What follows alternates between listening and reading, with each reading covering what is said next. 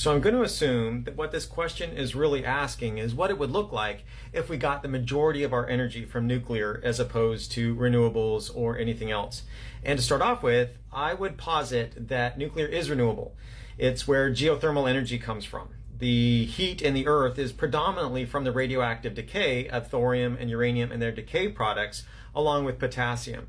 And so rather than allowing the heat to just be dumped in the earth in the core, we could take out pockets and do nuclear energy, greenhouse gas-free nuclear energy. Or we could just remove it from the ocean. About 9 times the annual energy needs of the United States is being dumped into the ocean annually just from natural runoff of the rivers into the ocean.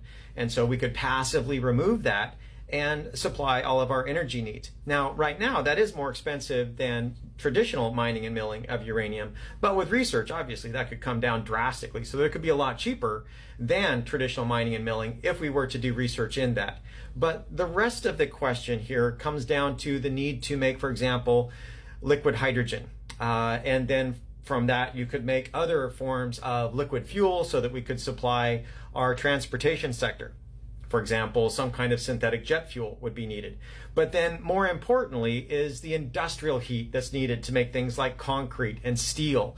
That could be supplied with nuclear that is greenhouse gas free, that just has a huge amount of energy, so that all of our energy needs could literally be supplied with nuclear in a very sustainable way, so that we could get clean water from brackish water in either the ocean or from any kind of a well where, again, you've got brackish water that's not clean to drink. You could clean it up and you could make farmland wherever you wanted. You could make fertilizer as much as you needed to make the desert bloom.